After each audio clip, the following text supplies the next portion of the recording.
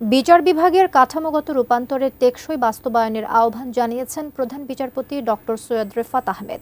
রাজশাহী বিশ্ববিদ্যালয়ের আইন বিভাগের ৭২ বছর পূর্তি উপলক্ষে গৌরবের ৭২ বছর শীর্ষক অনুষ্ঠানে প্রধান অতিথির বক্তব্যে এই আহ্বান জানান তিনি।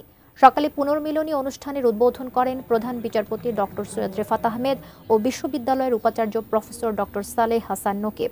বিশ্ববিদ্যালয়ের কাজী নজরুল ইসলাম মিলনায়তনে আয়োজিত অনুষ্ঠানে প্রধান বিচারপতি বলেন, ২০২৫ সালে সুপ্রিম কোর্ট সচিবালয় অধ্যাদেশ নিয়ে মন্ত্রিসভার নীতিগত অনুমোদন একটি সুপরিকল্পিত ও বহুপাক্ষিক প্রয়াসের ফল। গত ১৫ মাসে প্রধান বিচারপতির কার্যালয় ও অন্তর্বর্তী সরকারের নির্বাহী শাখার পারস্পরিক সহযোগিতা এই প্রক্রিয়াকে গতিশীল করেছে, যা ভবিষ্যতেও অব্যাহত থাকবে।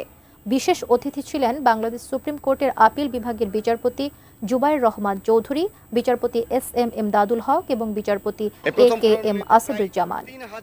প্রাক্তন ছাত্রছাত্রী উপস্থিত হয়েছেন, যারা ১৯৫৩ সাল থেকে শুরু করে এ পর্যন্ত পাশ করে গিয়েছেন। তো আমরা সকলেই এই অনুষ্ঠানে উপস্থিত হতে পেরে আনন্দিত, উচ্ছ্বসিত এবং গর্বিত, সেই সাথে আমরা সম্মানিত বোধ করছি। আমাদের আইন বিভাগ এত বড় একটা অনুষ্ঠান আয়োজন করেছে, এই জন্য আমরা আইন বিভাগকে ধন্যবাদ জানাচ্ছি। This understanding reminds us that the law does not exist to command obedience. It exists to command respect. It draws its strength not from coercion, but from its moral credibility and its alignment with the conscience of society.